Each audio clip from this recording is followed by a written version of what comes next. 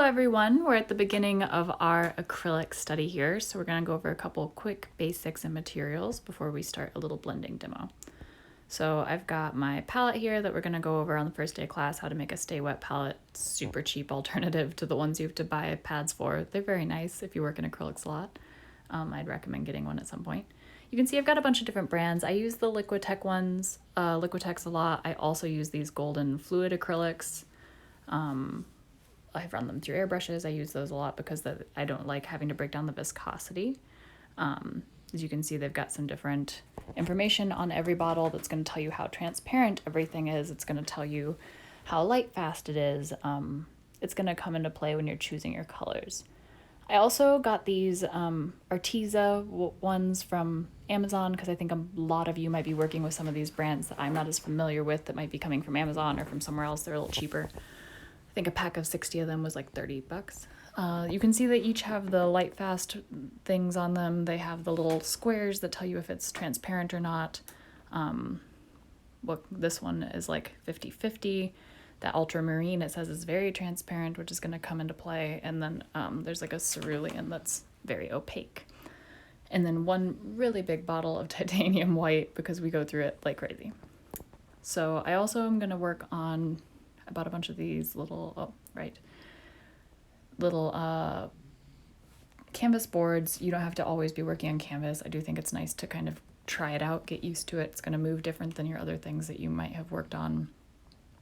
The grit of it can either be wonderful or very annoying depending on what type of art you're going to be working on.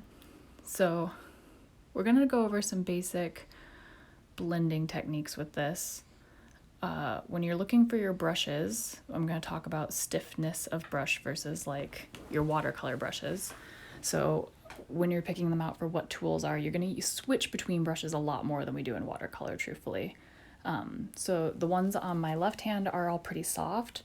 Some of these with my white bristles are a lot stiffer, but both of them have a lot more spring and stiffness than maybe your watercolor brushes do.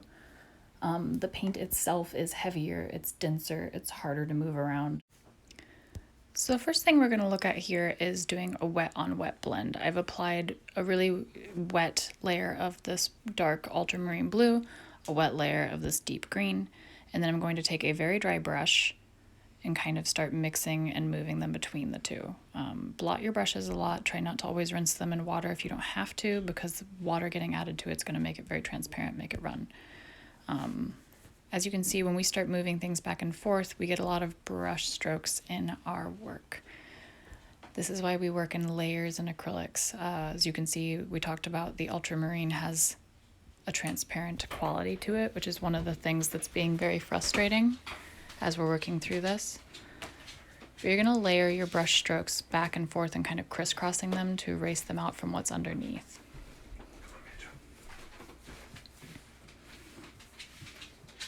I'm using a little bit of a stippling here to lay some of the colors from both sides into the same area, and then I'll smooth it once again with my brush strokes. So often when we're working wet on wet, you want to keep your brush moving sort of in the direction of the movement of whatever you're shaping. So since we're just kind of trying to create a flat gradient here, we're going to go crosswise and then also horizontal with it to try to help smooth, continually work it. But if we let dry and did over this a second layer, we'd get a lot more pigment and you wouldn't see so much of the white showing through from the board, right?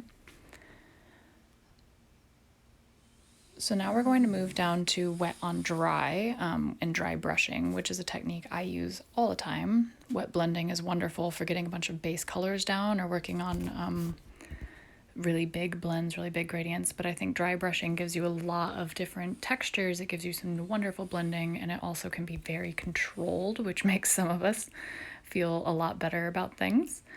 So we're going to lay this little blue area down. It's got a bit of feathered edge, and we're going to lay yellow down the other side, and we're going to wait on both of these to dry.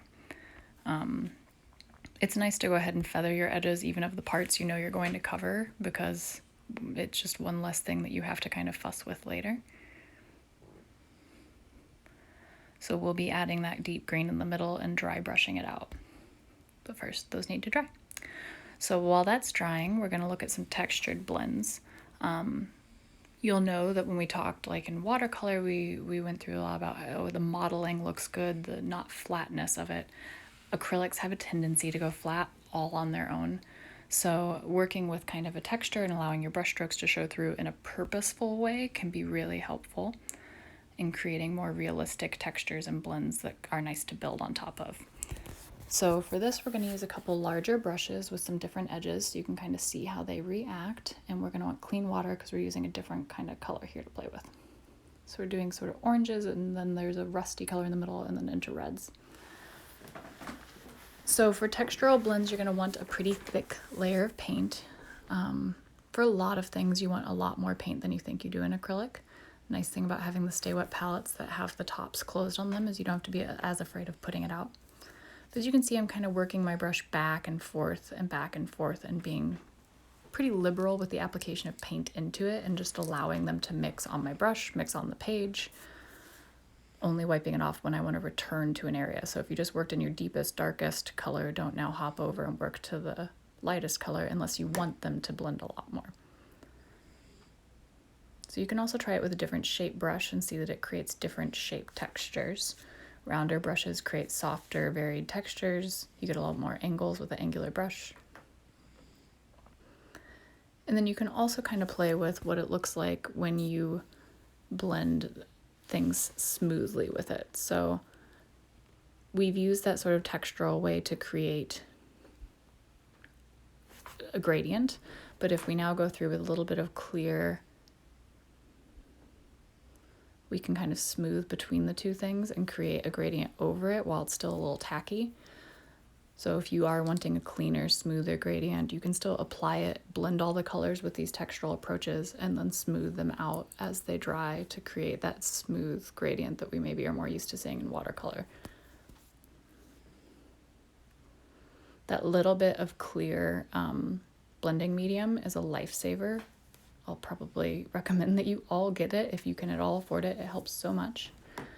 So for the stippling on the bottom, the first one we're going to do is like a wet stippling, which is very similar to a texture blend, but a little different.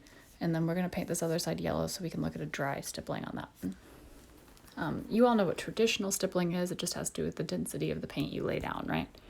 So it's kind of nice to look at how that works when we're just working with like distributing paint enough to create a gradient or a blend. So I've got yellow on this paintbrush and I'm just starting to stipple over this red wet paint, right? And they're mixing on the palette. They're also mixing on my brush. So the more that I stipple or push my pigment in, the more it's mixing. And you can see that I'm dabbing it off on my palette, but I'm not going to go ahead and put pure yellow on it again. I'm just going to keep allowing the paint to mix on my brush as I stipple further into the red. You can kind of keep going over it. It creates a nice soft gradient doing it this way, that like vertical pushing in of it. So when we talk about mixing in the palette, I want you to be able to see what we're doing here. We're going to mix from that blue to that green. So they're close together. You could probably blend them. But if you're mixing in the palette, you're going to lay down that color, and then every time you go back to your palette to blend a little further, you're just going to take the tiniest amount of the color you're mixing to, and then swirl your brush in a clean area on the bottom to allow it to mix in your brush, and that way you can create a very fast, very clean gradient from one color to another without having to do so much brush work on the page. So that's counting on it being in the palette and you having like a mental note of how much percentage. You're just upping the percentage of the one you're mixing into continually. So we're gonna hop back up here and do this wet on dry mixing. So we're putting wet paint on top of dry paint. Checks out. First, we're going to fill in the white area because it's hard to cover anyway. And then as you can see with dry brushing, you're dabbing off as much paint as possible once you get to the areas you want to blend. You can do it with long strokes and pressure where it creates this like soft line as you pull out, or it's really nice sometimes to use I'm using a very stiff, very short bristled brush and making soft circles with almost no paint at all on the brush, and that makes this like cloudy, soft edge that you're seeing up there on the right-hand top. So now I'm going to go ahead and load my brush up, put a whole bunch of color down, and then pull out from that without adding any more color. So back to dry brushing, always dabbing off paint as I go. So the lighter I want it, the drier I want my brush to be. It's nice to check it on something if you have a spare bit of paper, spare bit of canvas, something like that before you go. I just dab off on paper towels a lot, and then you can kind of see how it's working on that. So this is dry down here. You can go ahead and start kind of stippling, and this is a fan brush with a very stiff edge. It's not a traditional stippling. I'm just trying to like disperse the paint. And then I'm gonna go ahead, much like we did with the texture gradient. So I disperse the paint, keep mixing it in, and then take some of that clear medium and a clean brush, and you can just sort of sweep it over it, and it's only going to move the red pigment. It's not going to move the yellow because the yellow is dry, right? So you can use that to create a nice smooth gradient. When we work dry on top of wet, you don't get the pigment change that you would if you were working with two colors, right? They usually blend in the middle. But those are some nice starting techniques to get to blending in acrylics.